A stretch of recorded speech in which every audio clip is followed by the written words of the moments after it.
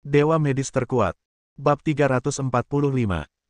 Setelah berurusan dengan lelaki tua itu, Xiao Chen menatap semua orang lagi, tersenyum hangat, memperlihatkan giginya yang putih.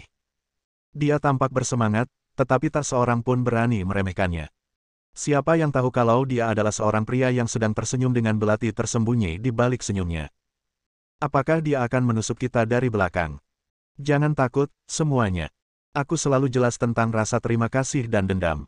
Orang itu baru saja melukai banyak rekan senegaraku, jadi aku membunuhnya. Jika kalian tidak memberiku nasihat, tentu saja aku tidak akan mengambil tindakan terhadap kalian. Sekarang mari kita bicarakan hal lain. Awalnya aku tidak punya dendam padamu, Kaisar Barat, tapi kau bosan dan ingin mencari masalah denganku. Tidak ada yang mau berakhir seperti ini. Tapi karena keadaan sudah seperti ini, aku harap kau masih bisa menerimanya. Wajah semua orang tidak bisa menahan diri untuk tidak berkedut hebat. Orang ini, kamu hampir menghancurkan seluruh kekaisaran barat kami, dan kamu ingin kami menerimanya dengan tenang, apakah kamu bercanda? Xiao Chen tampaknya sudah menebak ekspresi semua orang, dan tidak menunjukkan keterkejutan apapun, jadi dia melanjutkan. Saat ini, Kaisar Barat hampir dikalahkan olehku. Kalian tidak memiliki Master Super untuk melindungi kalian untuk saat ini, jadi aku berencana untuk membiarkan orang-orangku melindungi Kaisar Barat untuk sementara waktu. Kalian bisa mengambil liburan panjang saja. Mulai hari ini, Kaisar Barat akan dikelola oleh juru bicaraku, Rian. Bagaimana menurutmu? Begitu dia selesai berbicara, Rian segera terbang ke sisi Xiao Chen dan setengah berlutut di kaki Xiao Chen. Kalau begitu, Tuan Te, bicara dulu. Sama sekali tidak mungkin bagiku untuk berlutut di kaki kalian, orang-orang Yan. Jangan pernah berpikir untuk melakukannya. Xiao Chen tidak sopan dan tidak menyia-nyiakan kata-kata. Dia hanya melambaikan tangannya dan kedua vampir itu menerkam ke depan dan membunuh Ten. T. Kemudian dia menarik kerah bajunya dan berbicara lagi. Saya tidak begitu mengerti apa yang dia katakan tadi. Bisakah seseorang berdiri dan mengatakannya lagi? Kali ini seluruh hadirin terdiam. Setelah beberapa saat, seorang pria botak berkacamata berdiri, mengangkat tangannya dan berkata, "Saya setuju dengan ide Tuan Xiao. Saya pikir ide Tuan Xiao sangat bagus. Jika satu penyanjung berdiri, penyanjung lain tidak akan kalah. Saya juga berpikir ide Tuan Xiao sangat bagus. Saat ini, hanya orang-orang Tuan Xiao yang bisa melindungi kita. Kekuatan Tuan Xiao sudah cukup untuk menjadikannya yang terbaik di dunia. Menurutku, selain Tuan Xiao, tidak ada orang lain yang memenuhi syarat untuk menjadi Tuan kita. Selamat datang Tuan Xiao menjadi penguasa Kaisar Barat." Dalam sekejap mata, ruang konferensi yang awalnya tak bernyawa menjadi ramai dengan aktivitas, dan banyak sekali orang yang bertepuk tangan dan membungkuk kepada Xiao Chen. Di antara kerumunan itu, ada beberapa yang memiliki pengetahuan tentang budaya negeri Yan dan langsung mengubah nama mereka menjadi huruf Yan negeri. Setelah semua orang di aula berlutut dan bersujud kepada Xiao Chen berdiri. "Baiklah. Masalah hari ini selesai seperti ini. Mulai sekarang, Kaisar Barat akan membayarku uang secara berkala. Tentu saja, jika aku membutuhkan orang, kamu juga harus menyediakannya. Singkatnya, menghormatiku adalah kode etikmu. Jika ada yang tidak mengerti, kamu bisa bertanya pada Rian. Dia akan mengajarimu apa yang harus dilakukan." Semua orang menatap Rian.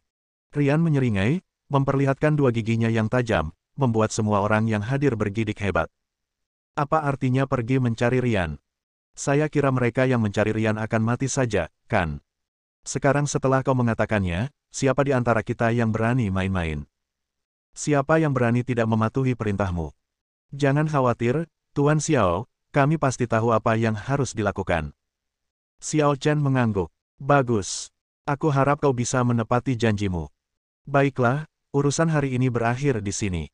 Sampai jumpa lagi di masa mendatang jika ada kesempatan.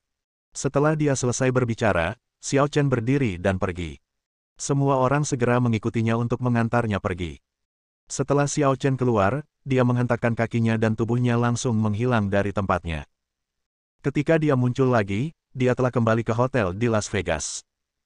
Ye Wuchen merasakan kehadiran Xiao Chen dan segera berdiri untuk menyambutnya. "Tuan Xiao, Anda kembali." Xiao Chen mengangguk. "Bagaimana kabarmu? Apakah kamu sudah berurusan dengan Kaisar Barat itu?"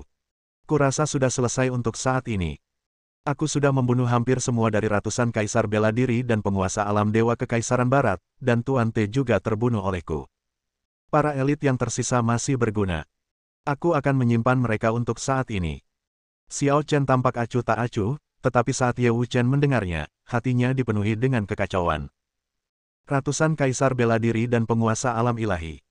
Ya ampun, kalau dia melihat ini, dia pasti akan sangat takut sampai-sampai dia akan lari tanpa menoleh ke belakang. Tetapi Xiao Chen berbeda, dia membunuh mereka semua. Memang benar membandingkan diri dengan orang lain akan membuat Anda marah setengah mati. Berkemas dan sewa pesawat. Sudah waktunya bagi kita untuk kembali ke kota ajaib. Ya. Ye Wuchen membungkuk dalam-dalam ke arah Xiao Chen dengan penuh hormat. Kekagumannya terhadap Xiao Chen tidak pernah berkurang dari awal hingga akhir. Tidak hanya itu, seiring meningkatnya kekuatan Xiao Chen, rasa hormatnya juga secara bertahap meningkat. Saat Xiao Chen kembali ke kota iblis, hari sudah sore. Begitu dia kembali, Dongfang Zhenjian, Namong Chenlong, Shen Tianjun, termasuk sesepuh agung grup naga dan lainnya datang untuk memberi selamat kepadanya. Kali ini, Xiao Chen mengambil tindakan dan menghancurkan kaisar barat yang terkuat. Dapat dikatakan bahwa mulai sekarang, negara terkuat di seluruh dunia adalah negara bagian Yan. Tanpa sejumlah besar kaisar bela diri dan ramuan penguat dari kaisar barat, kerajaan Yan lebih dari mampu untuk menonjol dari yang lain. Tuan Xiao, Anda melakukan pekerjaan yang hebat kali ini. Kami sangat terkesan. Kau menghancurkan kekaisaran barat yang besar tanpa ampun atau kesempatan. Sungguh mendominasi.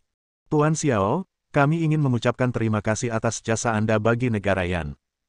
Anda telah menyingkirkan ancaman besar bagi negara Yan. Xiao Chen tidak sok seperti orang lain, dan berkata dengan tenang. Tidak perlu bersikap sopan. Bangsa Yan kita seharusnya mengundang orang-orang dari seluruh dunia untuk datang memberi penghormatan kepada kita. Menguasai dunia adalah sesuatu yang harus diperjuangkan oleh setiap putra dan putri bangsa Yan. Jika dunia ini membutuhkan warna, menurutku warna itu seharusnya selalu merah. Tuan Xiao, Anda benar sekali. Negara Yan berusia 5.000 tahun, yang tertua dan memiliki budaya terbanyak. Jika bukan kita yang mendominasi dunia, siapa lagi yang akan melakukannya? Kami sangat mengagumi karakter Tuan Xiao. Semua orang mulai menyanjungnya lagi, dan pada saat ini, Tuan Ling dari keluarga Ling membawa kabar yang tidak begitu baik. Bab 346. Apakah Tuan Xiao sudah kembali? Saya ingin bertemu Tuan Xiao. Zhang Xinyu menghalanginya di luar pintu. Maaf, Tuan Ling. Tuan Xiao sedang berbicara dengan beberapa orang penting saat ini. Tolong jangan datang begitu saja. Kalau tidak, jika Anda membuat Tuan Xiao tidak senang, kami tidak akan mampu menanggungnya. Ada hal penting yang ingin saya sampaikan kepada Tuan Xiao. Pastikan Anda memberitahu dia. Tetapi, biarkan dia masuk, Zhang Xinyu. Setelah mendengar teriakan pelan dari dalam, Zhang Xinyu mempersilakan Tuan Ling masuk. Tuan Tua Ling berlari cepat dan melihat Dongfang Zhenjian dan yang lainnya. Dia tidak berhenti, melainkan langsung menyerang Xiao Chen. Dia tahu bahwa hanya Xiao Chen yang memenuhi syarat untuk mengatur segalanya. Di sini, hanya Xiao Chen yang memiliki status dan kedudukan paling terhormat. Tuan Xiao, Anda akhirnya kembali. Xiao Chen berkata dengan tenang. Saya baru saja mendengar Anda bergegas keluar. Ada apa yang begitu mendesak sehingga Anda harus datang menemui saya saat ini? Tuan Xiao, begini. Anda telah memberikan hak keagenan ramuan ajaib kota sihir kepada beberapa perusahaan kota sihir kami. Kami jelas mematuhi aturan, tetapi pada akhirnya, saya tidak tahu apa yang terjadi, ramuan ajaib itu tercampur. Dijual ke tempat lain. Sekarang, banyak tempat ingin kami di kota sihir bertanggung jawab. Ramuan ajaib itu tak ternilai harganya.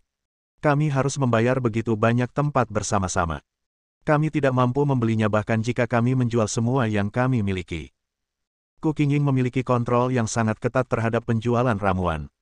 Distributor dimanapun sama sekali tidak diperbolehkan mencampur produk dengan produk orang lain. Sekalipun orang lain datang ke daerahmu untuk membeli, kamu tidak boleh menjualnya begitu saja, kalau tidak, itu akan dianggap barang palsu. Hukuman untuk pemalsuan sangatlah berat. Sebelumnya, Ling Ziqin terinfeksi virus dan tidak punya obat mujarab karena ini. Xiao Chen tidak bisa menahan diri untuk tidak mengerutkan kening. Bagaimana ini bisa terjadi tepat setelah kau menjadi agen ramuan? Tetua Ling berkata dengan polos. Kami tidak tahu bagaimana ini bisa terjadi. Tidak ada yang menduganya. Sampai sekarang, kami masih belum punya petunjuk. Xiao Chen melirik Dongfang Zhenjian dan yang lainnya dan berkata, kalian kembali dulu. Dongfang Zhenjian, ingat, jangan biarkan satupun dari setan kecil dari negeri bibi itu pergi, masukkan mereka semua ke dalam penggiling daging. Jangan khawatir, Tuan Xiao. Aku tidak akan pernah membiarkannya mati dengan tenang. Setelah Dongfang Zhenjian dan yang lainnya mengucapkan selamat tinggal, Xiao Chen berbicara kepada Penatua Ling lagi. Bangunlah, aku tahu kamu tidak berbohong. Tuan Ling bersujud untuk mengungkapkan rasa terima kasihnya. Terima kasih Tuan Xiao karena telah mempercayaiku. Xiao Chen bisa tahu sekilas apakah dia berbohong atau tidak, jadi dia tidak perlu membuang terlalu banyak waktu pada Tetua Ling. Hanya ada beberapa dari kalian yang menjual ramuan di kota sihir. Kalian semua tahu aturannya. Bagaimana dengan pelanggan kalian? Apakah ada pelanggan yang membeli ramuan dalam jumlah besar? Mungkinkah mereka mencampur barang-barang itu? Ada beberapa, tapi sebagian besar sudah kami periksa. Tidak ada yang salah dengan barang-barang itu, kecuali satu, yang belum dipindahkan. Siapa ini?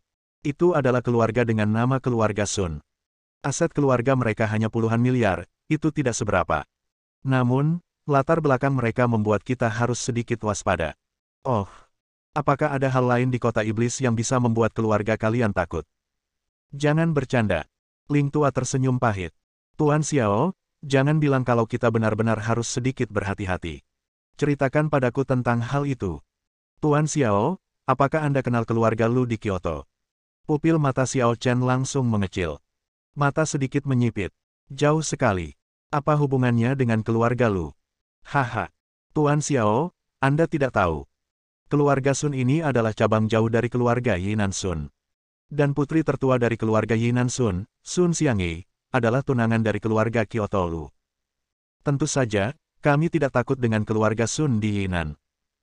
Namun, keluarga Lu di Kyoto selalu bersikap sombong, jadi kami harus sedikit waspada terhadap mereka. Xiao Chen berkata dengan tenang. Betapapun kuatnya keluarga Lu di Kyoto, mereka tidak mungkin terlibat dalam urusan kota iblismu, kan?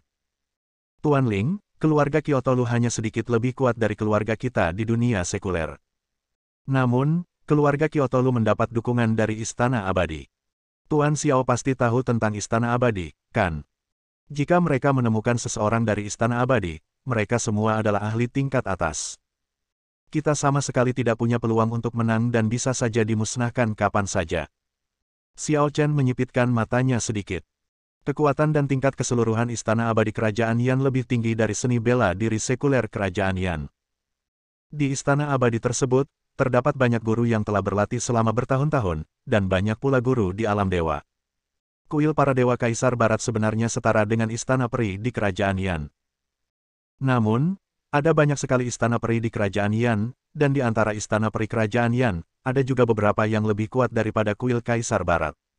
Inilah warisan 5.000 tahun negara bagian Yan.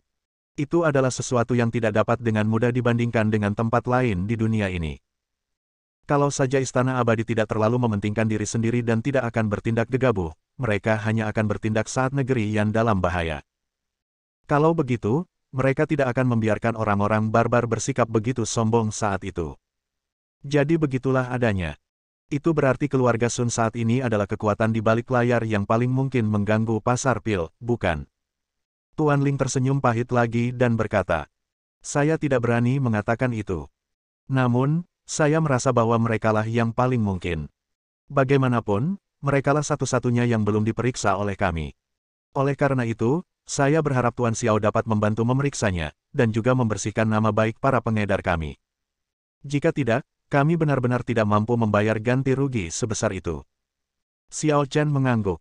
Jangan khawatir, aku tahu segalanya tentang masalah ini. Kau turunlah dulu, aku akan mencari tahu dan memberitahumu nanti. Terima kasih banyak, Tuan Xiao. Setelah Tuan Ling mengundurkan diri, Xiao Chen menjentikkan jarinya, dan sosok Ye Wuchen pun langsung muncul. Tuan Xiao, tolong berikan perintah kepada saya. Kamu seharusnya mendengar apa yang baru saja aku katakan. Ya, kalau begitu, keluarga Sun akan menjadi tanggung jawabmu. Cari tahu cerita lengkapnya. Jangan khawatir Tuan Xiao, saya akan berusaha semampu saya untuk menyelesaikannya. Setelah Ye Wuchen selesai berbicara, dia menghilang dari tempatnya dalam sekejap. Xiao Chen mengusap pelipisnya. Aku sangat lelah. Kisah sedang berusaha keras, dan dia tidak akan kembali untuk sementara waktu. Tanpa Kisah, aku harus bertanggung jawab atas banyak hal sendiri, yang benar-benar menyusahkan. Aku harap Kisah dapat menerobos lebih awal dan datang untuk membantuku. Bersambung.